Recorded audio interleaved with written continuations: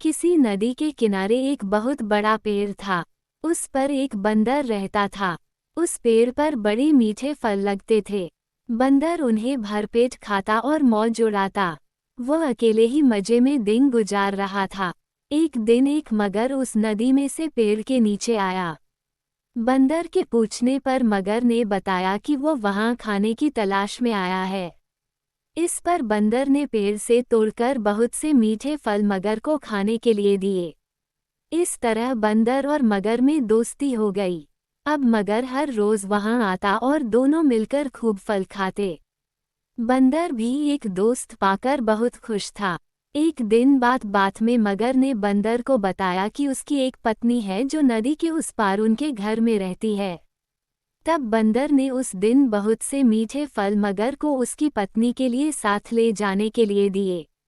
इस तरह मगर रोज जी भरकर फल खाता और अपनी पत्नी के लिए भी लेकर जाता। मगर की पत्नी को फल खाना तो अच्छा लगता पर पति का देर से घर लौटना पसंद नहीं था।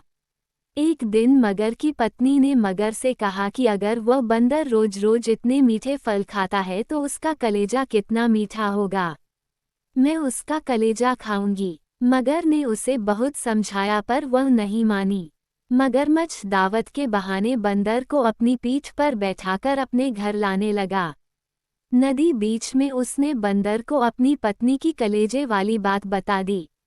इस पर बंदर ने कहा कि वो तो अपना कलेजा पेड़ पर ही छोड़ आया है।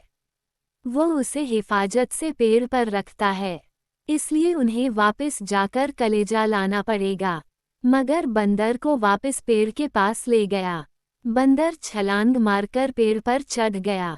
उसने हंसकर कहा कि जाओ मूर्ख राजा, घर जाओ और अपनी पत्नी से कहना कि तुम दुनिया के सबसे बड़े मूर्ख हो। भला कोई भी अपना कलेजा निकालकर अलग रख सकता है। बंदर की इस समझदारी से हमें पता चलता है कि मुसीबत के वक्त हमें कभी धैर्य नहीं खोना चाहिए।